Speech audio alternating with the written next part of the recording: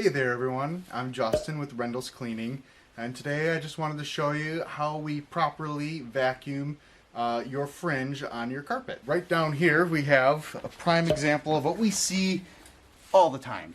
You can see this is the length of the fringe normally, and you can see how this is damaged. It's been ripped off by a vacuum beater bar.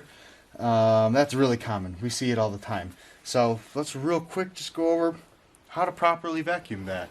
First, here in the shop, I get my little hand groomer just to straighten out the fibers, get them all pointing in the same direction.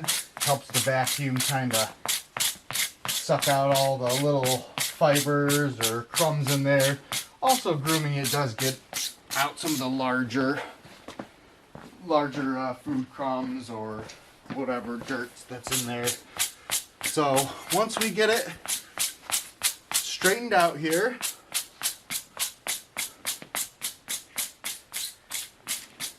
okay, that's pretty good. Now, it really depends on what vacuum you have. I'm going to use something that you would more commonly see in a home, a Shark vacuum. So with the Shark, this particular model, the beater bar always runs. It doesn't turn off. Some Shark models, the beater bar has a button you can turn it off. If you're cleaning or vacuuming fringe and you have the option to turn off your beater bar, turn it off. That's your best option. If you don't have an option to turn off your beater bar, you're going to want to vacuum the fringe in only one direction, and that's pulling away from the fringe. You don't want to go forward, because that is going to have the beater bar wrap up the fringe and yank on it, and that will cause it to rip.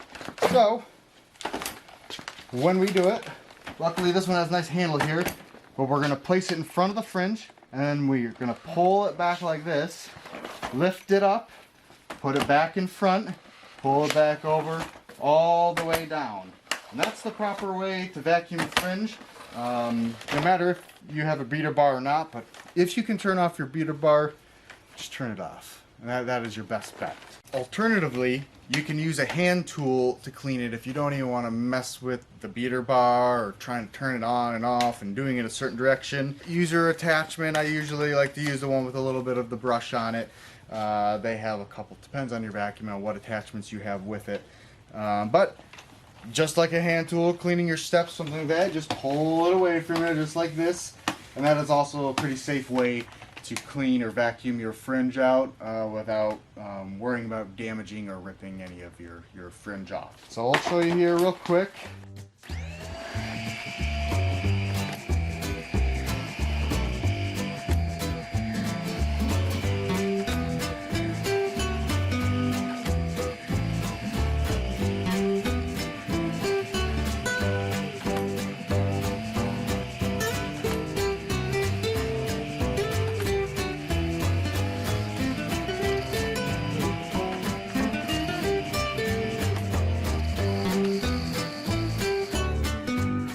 Just like that.